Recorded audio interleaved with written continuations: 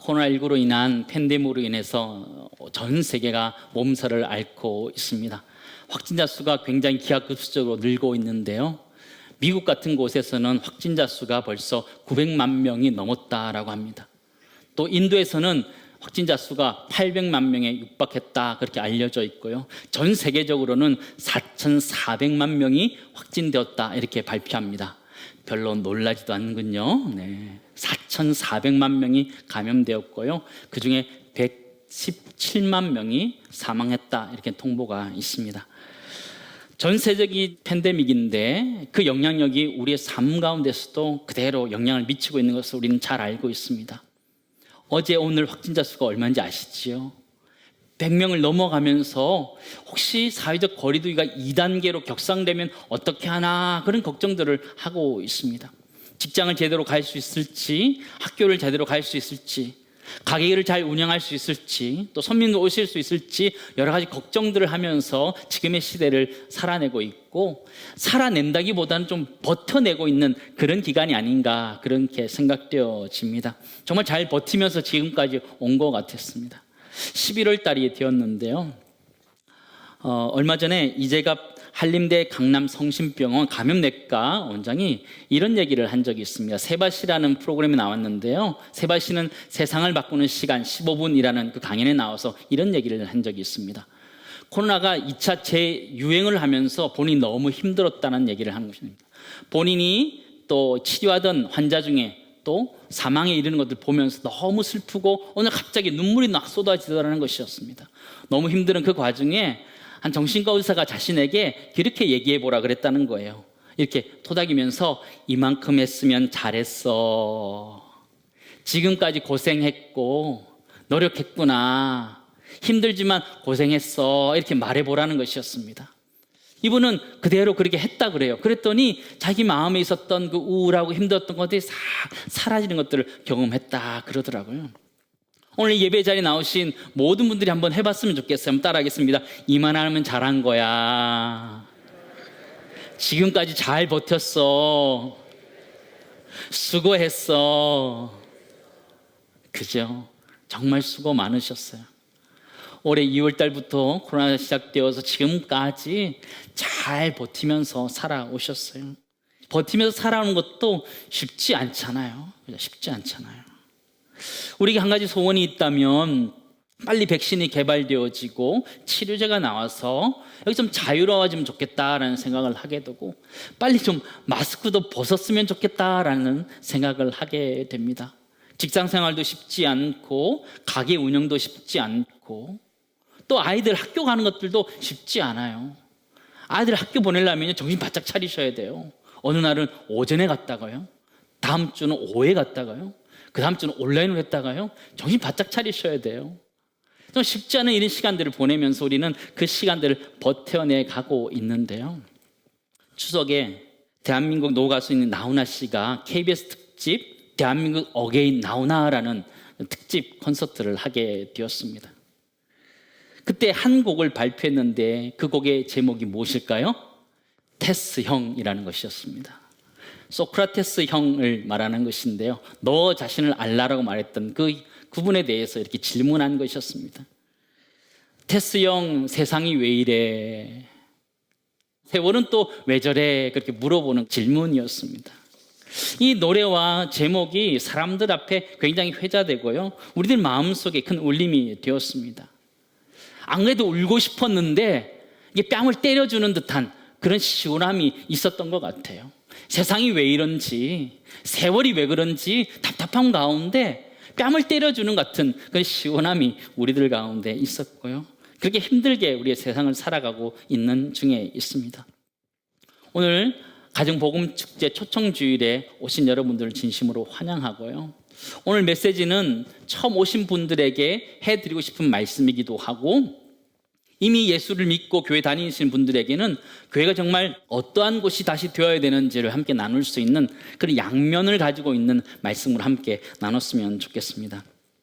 저는 이런 생각을 해봤는데요, 만약 나훈아 씨가 크리스찬이라면 교회를 보고 뭐라고 했을까? 이런 상상을 해보게 되었습니다. 뭐라고 했을 것 같아요?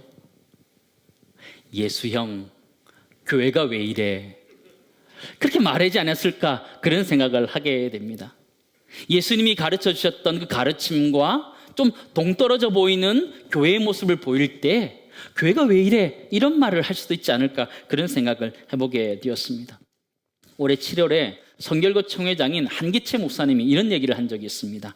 교회는 공교회성이 살아 있어야 한다. 사회화되면 곤란하다. 이런 얘기를 한 적이 있습니다.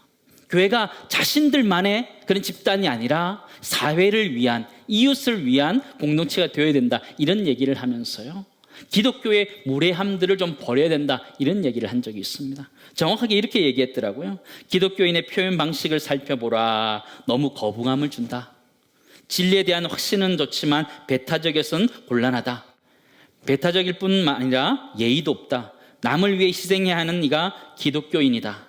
그런데 남들에게 눈살 찌푸리게 하는 행동을 하고 있다. 이렇게 이야기했더라고요. 공감이 되는 그런 내용이었습니다.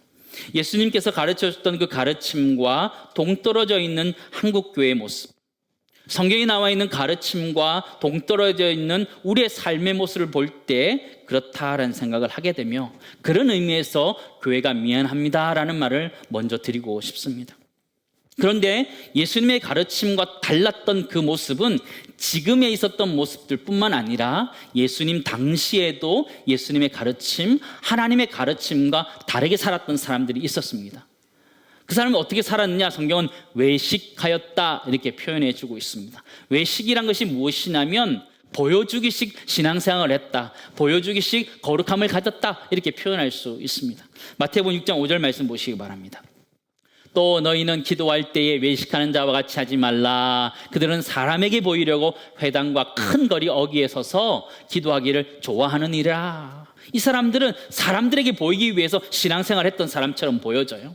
사람들이 잘 보는 그 많은 곳에서 기도하는 척 했던 사람들이에요. 그러나 사실은 훨씬 더 사람들보다 은밀하게 죄를 많이 지었던 사람들이 바로 서기관과 바리새인들이었다는 것을 우리는 잘 알고 있습니다.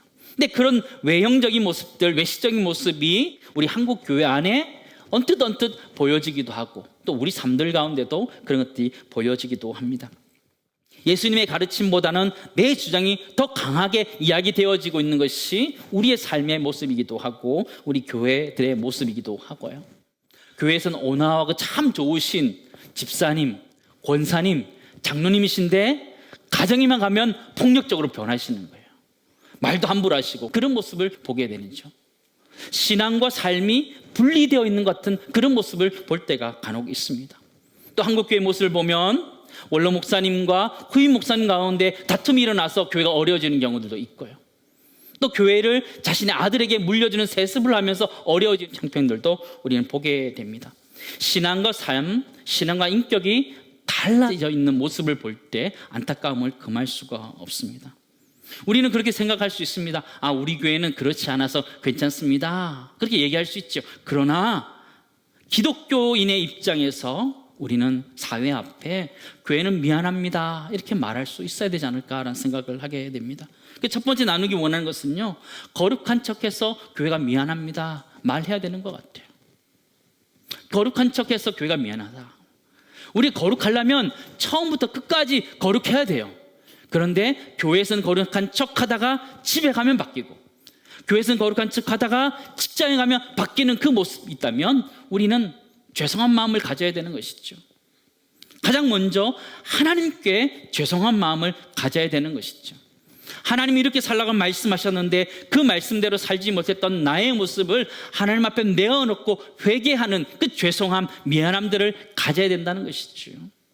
또 하나는 우리가 좋은 모습을 이웃들에게 보여줘야 되는데 보여주지 못한 것에 대해서 우리는 이웃들에게 미안함을 표현해야 됩니다. 요한복음 13장 34절 35절 말씀 보시기 바랍니다. 새 계명을 너에게 주노니 서로 사랑하라. 내가 너희를 사랑한 것 같이 너희도 서로 사랑하라. 35절 같이 읽을까요? 너희가 서로 사랑하면 이로써 모든 사람이 너희가 내 제자인 줄 알리라. 서로 사랑하면 세상 사람들이 너희를 내 제자인 줄 알리라, 그렇게 말했다는 거예요. 서로 사랑하는 모습들이 보여지지 않는다면 세상 사람들 앞에 우리가 미안한 마음을 가져야 되는 거죠. 그런 의미에서 미안합니다라고 표현해야 된다는 것이죠. 이와 같이 교회라는 곳은요, 참 연약한 곳이에요. 왜냐하면 교회 공동체를 이루고 있는 우리 자신이 연약한 사람이기 때문이에요. 지혜도 부족하고 지식도 부족하고 성격도 또 내가 인품도 또 신앙 연륜도 얼마 되지 않아서 참 부족함들이 많은 것이 우리의 모습입니다. 그래서 한국 교회 안에 보면 가끔 다툼도 일어나고 시기 질투하는 모습들이 종종 일어나는 것들을 보게 돼요. 서로 이렇게 반목하는 것들을 보게 되지요. 주님의 말씀을 한번 보시기 바랍니다. 고린도전서 12장 21절 말씀인데요. 눈이 손더러 내가 너를 쓸 데가 없다 하거나 또한 머리가 발더러 내가 너를 쓸 데가 없다 하지 못하리라 이렇게 말씀하셨어요. 그런데 교회의 모습은 서로 다른 모습 때문에 필요 없다 이렇게 얘기하는 것처럼 보여지기도 해요. 어떤 사람은 눈의 역할을 하고 어떤 사람은 입의 역할을 하고 어떤 사람은 손과 발의 역할을 하는데 서로 비방하는 거예요. 눈이 손에게 이르는 거예요. 야, 너 볼 줄은 아냐? 보이기는 하냐? 이렇게 조롱하는 거죠. 자기와 다르다는 것 때문에 배척하는 모습이 드러나기도 하죠. 그럼 손은 눈에게 뭐라고 할 거예요? 야, 봐서 뭐하냐? 뭐 아무것도 못하는데 봐서 뭐하냐? 그렇게 할 수 있는 거잖아요. 다른 모습 때문에 서로가 필요 없다 하고 하는 그들에게 하나님은 경고하시는 거예요. 그런 게 아니라는 것이죠.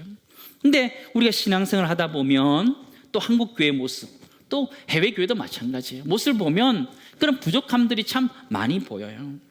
그 모습들은 예수님의 제자들도 마찬가지로 부족하기는 마찬가지였어요. 예수님이 계실 때에도 그들은 누가 크냐 싸웠던 사람들이에요.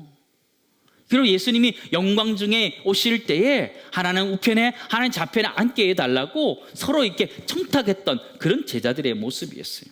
성경에 나오는 예수님의 완벽한 모습과는 전혀 반대의 모습을 가졌던 것이 제자들의 모습이에요. 항상 넘어지고 쓰러지고 실수하는 제자들의 모습을 우리는 보게 돼요. 그게 우리 그리스도인의 모습이기도 하죠.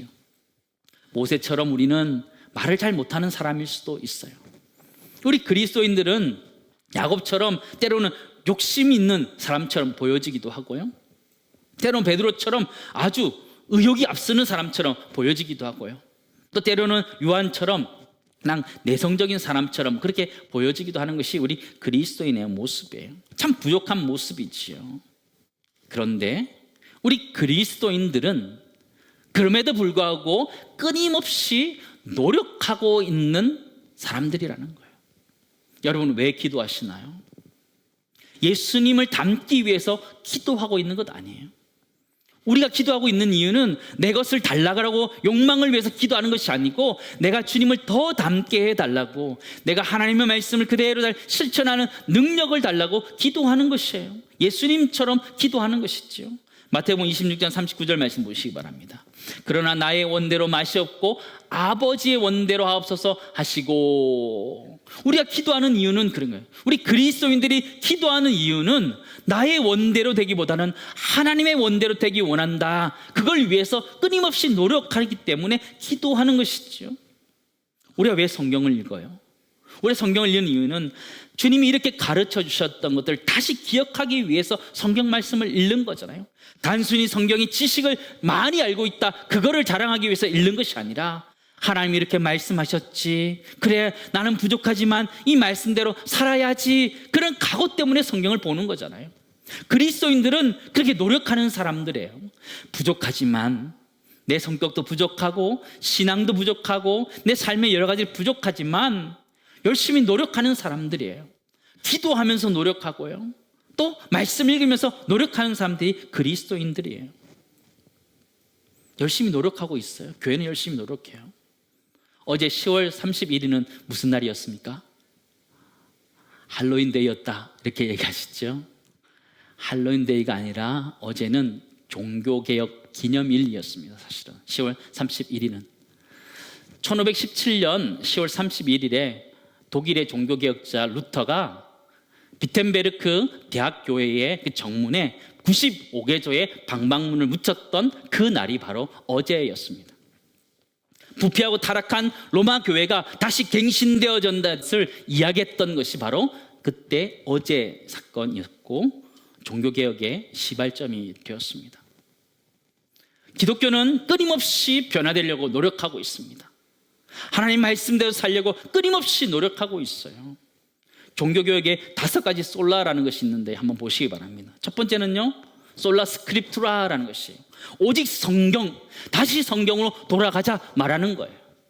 솔라 피데, 나의 행동으로 어떤 믿음을 얻는 것이 아니라 오직 그 믿음을 가지고 내가 사는 것이다 라는 것을 이야기하는 거예요.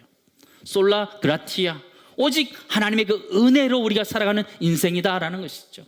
솔루스 크리스투스, 오직 그리스도, 오직 구원자 예수 그리스도를 말하는 것이고요. 솔리 데오 글로리아, 오직 하나님의 영광을 위해서 그걸 살아가는 우리 인생이다 말하는 것이죠. 사랑하는 성도 여러분, 우리는 어떻게 살아가야 됩니까? 세상 앞에서 어떻게 살아가야 됩니까? 종교개혁자들이 외쳤던 것처럼 오직 성경대로, 오직 그리스도를 위하여 하나님 영광을 위해서 살아가야 되는 존재가 되어야 되는 줄 믿습니다. 우리는 그렇게 노력해요. 때로는 다 온대로 되지 않더라도 우리 노력해요. 잘 되지 않지만 되기 위해서 열심히 노력해요. 기도해요. 잘 안 돼서 말씀 읽어요. 어떻게 해야 되는지 지혜를 달라고 말씀 읽어요. 그렇게 노력해 가면서 변화되어 가는 것이 우리 기독교인이고 교회인 것이죠. 두 번째 나누기 원하는 것은요, 예수를 닮기 위해 교회는 노력한다라는 것이죠. 우리는 그렇게 예수님을 닮기 위해서 노력해야 되는 존재이고 해야 되는 것이죠. 끊임없이 예수님을 닮기 위해서 노력하는 것을 신학적인 용어로 성화라고 표현합니다. 거룩해 되어진다, 이런 얘기를 하는 거예요. 근데 거룩히 되어지는 것이 내 마음대로 잘 안 돼요. 내 의지대로 안 돼요. 솔라피데라고 얘기했던 것처럼 오직 믿음으로만 되는 거예요. 오직 은혜로만 되는 거거든요. 내 행동으로 내가 열심히 살아야겠다, 내가 거룩하게 살아야겠다, 의지를 가지고 하면 할수록 쉽게 넘어지는 것들을 우리는 보게 돼요. 하나님의 은혜가 선행되지 않으면 우리가 그것을 따라가지 못하는 것들을 우리는 너무나 잘 알고 있어요. 마크 트웨인의 작품인 왕자와 거지 이야기 잘 아시죠? 왕자와 거지가 어느 날 비슷하게 닮았는데 옷을 갈아입는 거예요. 바꿔 입는데 바꿔 입고는 신분과 역할이 완전히 바뀌게 되면서 겪는 이야기들을 이야기하고 있는 이야기죠. 거지가 옷을 갈아입었다고 해서 왕자답게 살 수 없습니다.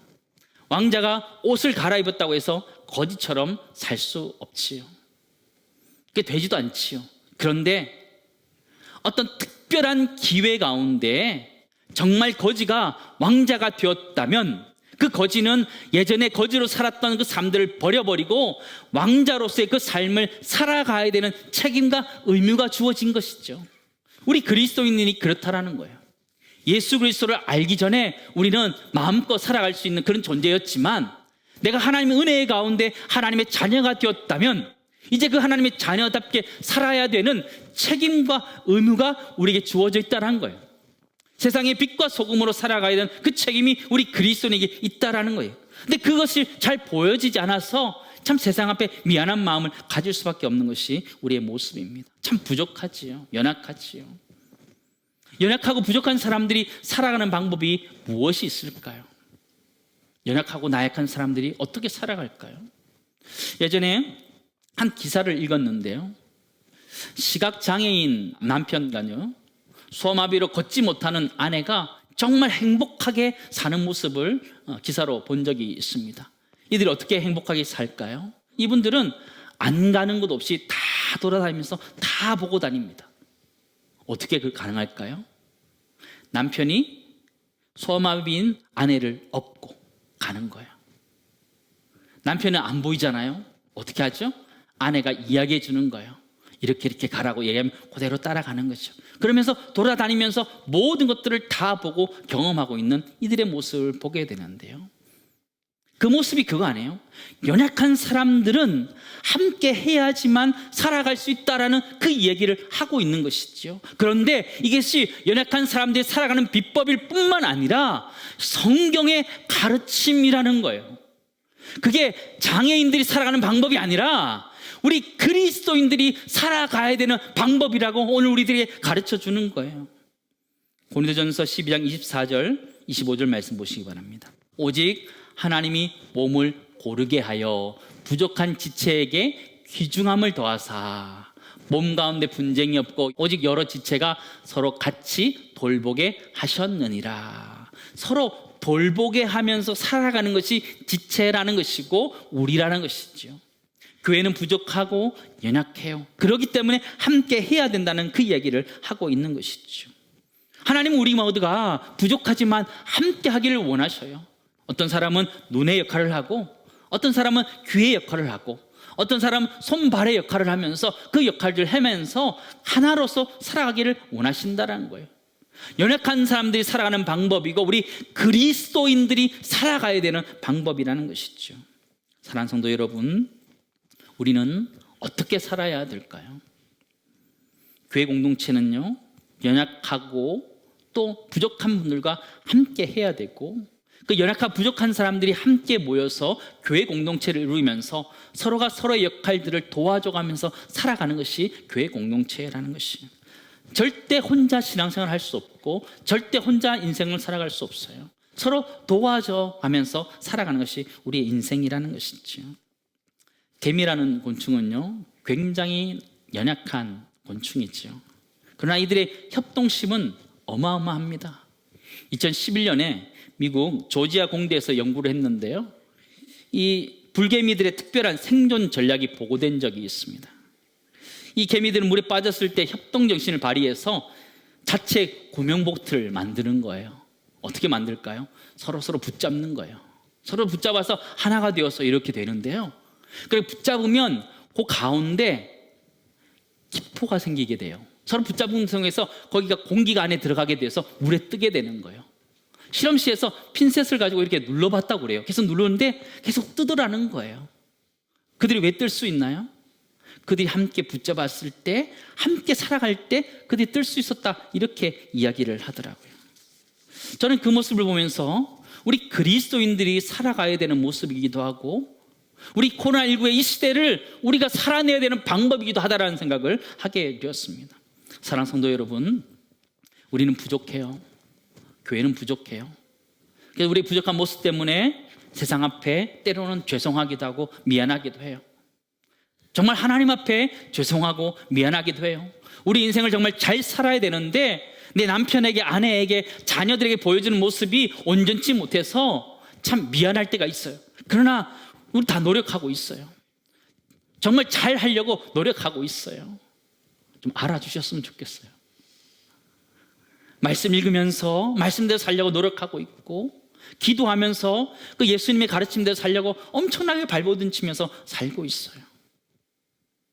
그게 또 안 돼서 함께 모여서 신앙생활 하는 것이죠. 같이 안부를 물으면서 어떻게 신앙생활하고 있는지 물으면서 함께 갈 때 이 어려움들을 이겨낼 수 있는 것이죠. 우리는 지금 코로나19 같은 참 어려운 시대를 살아내고 있습니다. 개미들이 이 홍수를 맞아서 떠내려가는 것 같은 그 어려움들을 맞고 있어요. 그러나 개미들이 다 뭉쳐서 하나가 되어서 떠내려가면서 살고 있는 것처럼 우리는 지금 그렇게 살아가야 되는 그 시대에 놓여져 있는 거예요. 나 혼자면 다 죽어요. 나 혼자 살겠다 그러면 다 죽어요. 그러나 우리가 함께 마음을 모으고 함께 기도하고 함께 신앙생활할 때 이 시대를 이겨낼 줄 믿습니다. 마지막 세 번째 나누기 원하는 것은요, 부족하기에 교회는 함께 한다는 거예요. 우리 온전하면 우리가 왜 같이 하겠어요? 그러나 우리가 부족하기 때문에 함께 하는 거예요. 어떤 사람은 눈의 역할을 하고, 어떤 사람은 입의 역할을 하고, 귀의 역할을 하고, 손발의 역할을 하면서 그 역할을 하면서 우리가 살아가는 것이 교회 공동체라는 것입니다. 이제 말씀을 정리하도록 하겠습니다. 오늘 처음 교회에 오셔서 말씀을 들으시는 분도 있고, 또 영상으로 이렇게 예배에 참여하시는 분도 있는 것으로 알고 있습니다. 또 이 자리에는 우리 사랑하는 성도님들이 많이 참여해 계십니다. 세 가지 말씀을 기억하셨으면 좋겠습니다. 첫 번째는 교회가 미안합니다. 우리의 신앙과 삶이 분리되어 있는 우리들 회개했으면 좋겠고요.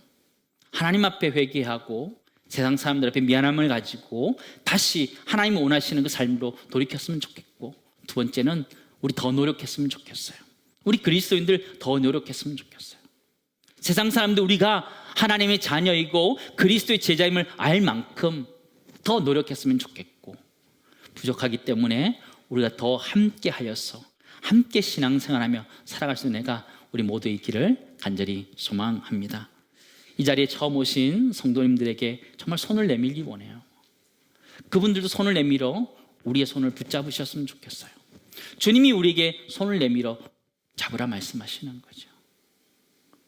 힘들고 어려운 인생 혼자 내가 살겠다라고 바둥바둥거리는 것이 아니라 우리 이웃의 손과 함께 붙잡고 주님의 손을 붙잡고 함께 걸어갈 수 있는 우리 인생 될 수 있기를 간절히 소망합니다.